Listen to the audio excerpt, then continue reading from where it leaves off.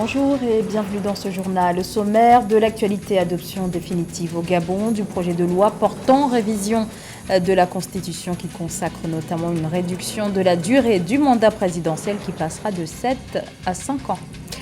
À quelques mois des élections municipales, régionales et sénatoriales prévues en fin d'année, le Parlement ivoirien appelle à des élections apaisées.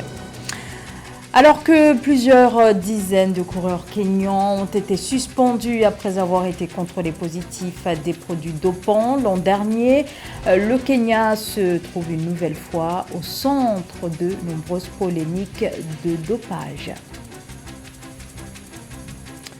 Mais tout d'abord, le lancement ce jeudi au Sénégal de la révision exceptionnelle des listes électorales en vue de la prochaine élection présidentielle. Coup d'envoi donc des opérations d'inscription avec une mobilisation générale des commissions administratives dans les différentes communes et dans les représentations diplomatiques et consulaires à l'extérieur du territoire.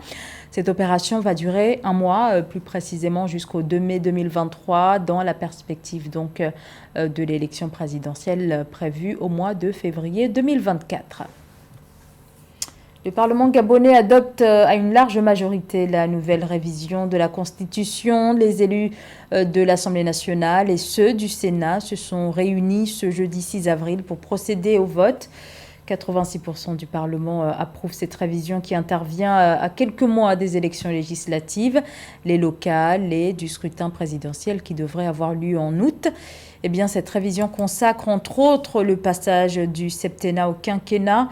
Tous les mandats électifs seront dorénavant limités à 5 ans, y compris celui du président de la République. Autre réforme, l'adoption du scrutin à un tour pour toutes les élections. On écoute le président de l'Assemblée nationale, Faustin Boukoubi. La révision que nous venons d'entériner aujourd'hui est le fruit de la volonté consensuelle des acteurs politiques de la majorité et de l'opposition lors de la dernière concertation politique qui visait comme objectif premier d'organiser des élections au lendemain apaisé afin d'éviter de nouvelles crises post-électorales. Comment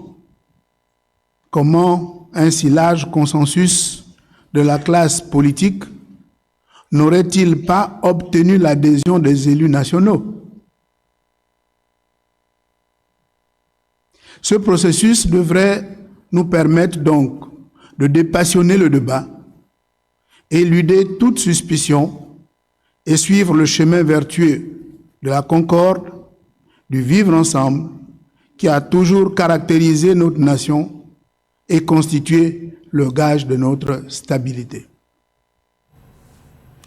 Dans l'actualité également, ce nouveau report de l'accord de sortie de crise au Soudan, la signature de l'accord cadre prévoyant un retour au partage du pouvoir entre civils et militaires n'a pas eu lieu ce jeudi conformément à ce qui avait été prévu. Les négociations achoppent sur la question de l'intégration des forces de soutien rapide aux troupes pro-gouvernementales.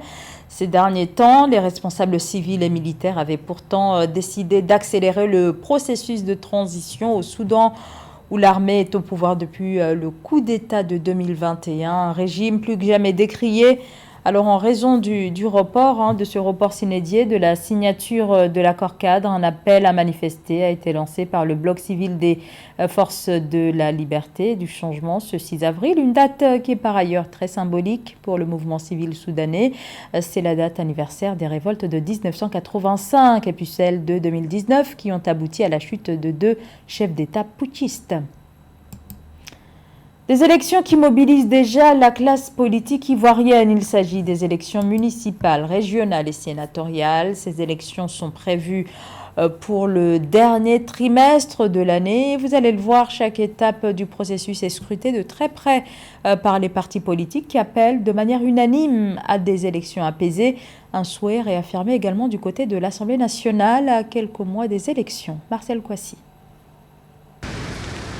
Les élections locales en Côte d'Ivoire, prévues au troisième trimestre de l'année 2023, permettront aux différents partis politiques présentant des candidats de se positionner sur le terrain en vue de la présidentielle 2025 afin de maintenir un climat apaisé lors des scrutins pour ne plus revivre les drames de la crise post-électorale 2010-2011. L'Assemblée nationale ivoirienne, par la voix de son président, a appelé lundi 3 avril à la consolidation de la paix et à la cohésion sociale lors des élections municipales et régionales 2023. Une année électorale marquée notamment par l'organisation des élections municipales et régionales dans notre pays. Aussi importantes qu'elles soient, ces échéances ne représentent qu'une étape dans une construction démocratique et ne doivent pas nous départir de notre but commun, qui est la préservation des acquis aussi importants qu'irréversibles que nous avons accumulés en matière de consolidation de la paix et de renforcement de la cohésion et de l'unité nationale. Pour cette session 2023, le président de l'Assemblée nationale ivoirienne a assuré soutenir toutes les initiatives qui visent à l'amélioration de l'employabilité des jeunes et l'autonomisation des femmes. Je nous engage à soutenir la mise en œuvre par le gouvernement de cette politique de l'emploi en faveur des jeunes. Dans cette même veine, nous devons accorder un regard bienveillant et tout particulier aux femmes. La forte présence des femmes présidentes d'institutions parlementaires à cette cérémonie de ce jour en est le témoignage le plus éloquent. L'ouverture de cette session parlementaire ivoirienne a vu la présence d'une quinzaine de présidents d'Assemblée nationale, notamment du Rwanda, de l'Afrique du Sud, du Burkina Faso, du Niger, de la France. Et au chapitre économique concernant toujours la Côte d'Ivoire, le gouvernement ivoirien serait parvenu à convaincre le FMI. Le Fonds monétaire international a annoncé ce mercredi 5 avril un accord en vue d'un programme d'aide, son montant 3,5 milliards de dollars, en faveur du plan ivoirien de développement national porté par le gouvernement. Un soutien conséquent pour la Côte d'Ivoire qui, comme les autres pays, fait face au contre-coup des chocs extérieurs. Cet accord attend maintenant la validation du conseil d'administration du FMI. Le niveau faible de la couverture sociale accordée aux personnes les plus vulnérables continue de faire défaut sur le continent, ce qui explique qu'une importante proportion de ces personnes âgées ou handicapées, vivent dans la précarité. C'est notamment le cas au Kenya, où face à l'urgence, le gouvernement annonce un nouveau dispositif concernant le versement des allocations et des salaires. Et selon ce même gouvernement, les populations les plus vulnérables seront prioritaires. Mildred Diamou. Au Kenya, dès le 1er juin 2023, les groupes vulnérables, tels que les personnes âgées, recevront leurs allocations avant le salaire mensuel des fonctionnaires. La décision qui vise l'intégration sociale et l'amélioration de la réactivité au choc a été annoncée par le chef d'État William Ruto lors de l'ouverture officielle de la conférence sur la protection sociale qui se déroule du 3 au 6 avril 2023 à la Kenya School of Government à Lower Kabete, en périphérie de la capitale Nairobi. Le gouvernement a alloué 28 milliards de shillings pour soutenir les programmes de transfert monétaire dans le cadre de ce nouveau programme. Older citizens, orphans, and vulnerable children, as well as people living with extreme disability, have a right to... Les personnes âgées, les orphelins et les enfants vulnérables, ainsi que les personnes vivant avec un handicap extrême, ont le droit de recevoir une aide dès maintenant. C'est pourquoi le cabinet a approuvé qu'à partir du 1er juin, l'argent des transferts monétaires de la protection sociale sera décaissé avant le versement des salaires des fonctionnaires. Chaque Kenyan contribuera désormais 6% de son salaire afin que nous puissions progressivement renforcer la prudence et éliminer la pauvreté des personnes âgées.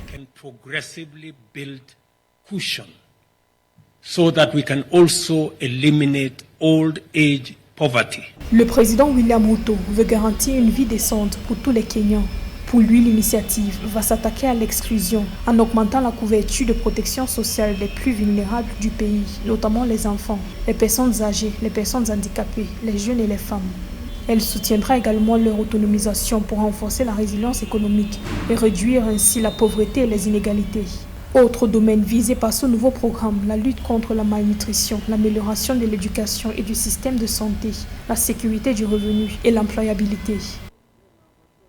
With the new program, I want to urge every Avec ce nouveau programme, j'exhorte chaque Kenyan, même si vous n'avez pas d'emploi salarié, à faire en sorte que votre intention soit d'épargner pour demain.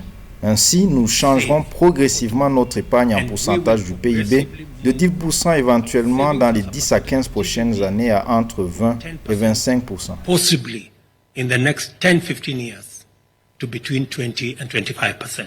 Selon le ministère du Travail et de la Protection sociale, le gouvernement kényan dépense plus de 26 milliards de shillings par an dans des programmes de protection sociale. Actuellement, 1,2 million de Kenyans sont couverts par les programmes de transfert monétaire Inua Jamii. Le gouvernement cherche à assurer une couverture à 100% du Fonds national d'assurance hospitalisation pour les personnes âgées d'ici 3 ans. Le Kenya, réputé pour ses coureurs de fond et de demi-fond, pays classé depuis 2016 dans la catégorie A des pays sous surveillance, est une nouvelle fois accusé de dopage à grande échelle. L'unité d'intégrité de l'athlétisme pointe un dopage organisé. Le pays d'Afrique de l'Est avait pourtant pris des engagements contre le dopage après avoir échappé en 2022 à une exclusion par la Fédération internationale d'athlétisme. José Douglas. Le Kenya est frappé par une nouvelle affaire de dopage à grande échelle. Un pays déjà sur la sellette avec la récente suspension pour 8 ans de la coureuse Eglé Nalienia, reconnue coupable d'avoir utilisé un produit dopant. Une condamnation survenue quelques semaines après celle de Betty Wilson Lempous, suspendue 5 ans pour des raisons similaires. L'unité d'intégrité de l'athlétisme a en effet dénoncé ce mardi 4 avril ce phénomène de dopage à grande échelle impliquant les sportifs kenyans. Il apparaît évident que le dopage au Kenya est de mieux en mieux organisé et ces cas soulignent l'implication de personnes possédant une expérience médicale. Un jury de 3 membres a relevé des similitudes dans les explications et les preuves. Naliaya et Lempus ont dit à l'AUU qu'elles avaient reçu des injections intramusculaires dans le même hôpital et elles ont fourni des documents médicaux falsifiés pour appuyer leur dire. Selon l'unité d'intégrité de l'athlétisme, l'élite des athlètes kenyans bénéficierait de l'aide d'une ou plusieurs personnes et notamment d'un professionnel de la santé. Pour tenter d'endiguer le phénomène, le concours des autorités kenyanes a été sollicité. C'est une menace sérieuse contre notre sport. L'unité d'intégrité de l'athlétisme a été mandatée pour travailler avec le gouvernement kenyan, sa fédération d'athlétisme et son agence antidopage pour combattre cette crise. Nous ferons tout notre possible pour identifier la source de ce dopage. Alors que les Kenyans excellent dans les courses de fond et viennent de marquer le marathon international de Paris avec une première place chez les femmes et une troisième chez les hommes. C'est une nouvelle qui vient ternir le sport kenyan à quelques mois des JO où ces athlètes d'Afrique de l'Est seront très surveillés. Du football avec le tirage au sort de la Ligue des champions africaine de football qui s'est déroulée ce mercredi au siège de la CAF au Caire. Au programme, 4 affiches, dont le choc entre les Égyptiens d'Al Ahly et les Marocains du Raja Casablanca qui se feront face lors des quarts de finale de la Ligue des champions de la Confédération africaine de football. L'autre affiche, c'est le Wydad Casablanca qui affrontera le Simba SC de la Tanzanie. Les deux autres rencontres opposeront la JS Kabylie de l'Algérie à l'Espérance de Tunis. Le CR Belouizdad algérien, lui, fera face à Mamelodi Sundowns de l'Afrique du Sud. Les matchs vont se tenir les 21 et 22 avril et les matchs retour une semaine plus tard, les 28 et 29 avril. La Fédération congolaise de football association a introduit une réserve auprès de la Confédération africaine de football concernant le match Mauritanie-République démocratique du Congo qui s'est tenu le 28 mars dernier. Ce recours questionne l'arbitrage controversé lors de cette rencontre, comptant pour la 4e journée des éliminatoires de la prochaine Coupe d'Afrique des Nations. Les précisions de Nathalie Mauve. La Fédération congolaise de football association FECOFA a exprimé sa volonté et sa détermination à défendre les droits de l'équipe nationale et des joueurs dans une correspondance adressée à la Confédération africaine de football CAF 4 avril 2023. L'organisation sportive congolaise a saisi l'instance fêtière du football africain contre certaines décisions arbitrales lors du match Mauritanie-RDC. La rencontre compta pour les qualifications de la Coupe d'Afrique des Nations 2024 qui a opposé les deux équipes le 28 mars 2023 s'est soldée par un score nul, un but partout. À la suite des événements liés au match Mauritanie-RDC du 28 mars au stade de la capitale à Nouakchott, la Fédération congolaise de football association informe l'opinion qu'elle a pris toutes les mesures utiles. La procédure idoine en la matière a été effectuée dans le respect des délais légaux introduits auprès de la CAF et nous attendons la suite qui en sera réservée.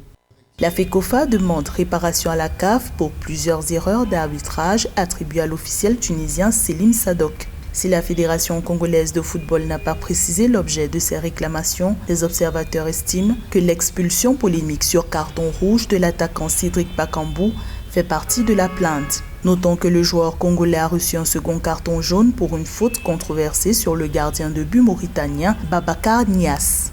Plaider pour que le carton rouge infligé à Cédric Bakambu soit annulé, puisque là, le risque, c'est que lors du prochain match, Cédric ne sera pas éligible. Sinon, ça va beaucoup peser lors du match contre les Gabon, puisqu'on rappelle, ce sera une finale pour nous.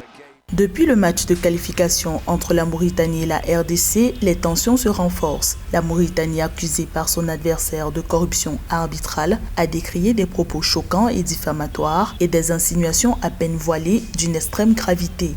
Dans le groupe 1 des éliminatoires Cannes 2024, la Mauritanie occupe la 3e place avec 5 points, suivie de la RDC, 4e, avec 4 points au tableau. Ce journal a été préparé par l'ensemble de la rédaction. Merci de votre fidélité. L'information continue sur Africa 24.